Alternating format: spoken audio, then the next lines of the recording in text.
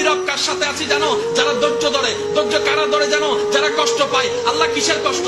বলে যে পানির কষ্ট, খাবারের কষ্ট, ভয়ের কষ্ট, সম্পদ নষ্টের কষ্ট, জান নষ্টের কষ্ট। এই কষ্ট পাওয়ার পরও আল্লাহ আমি কিভাবে বুঝবো তুমি কার সাথে আছো? বলে যে যাদের ভিতরে দেখবা হাজার কষ্ট আসার পরে আমি আল্লাহর প্রতি কোনো আপত্তি জানাই নাই, আফসোস জানাই নাই, বিরক্তি দেখাই নাই, কষ্ট দেখাই নাই। প্রতিবারে বলেছে আলহামদুলিল্লাহ, আল্লাহ তুমি যা করে খুশি, আমরা সেটা পেয়ে খুশি। বলেন না সুবহানাল্লাহ।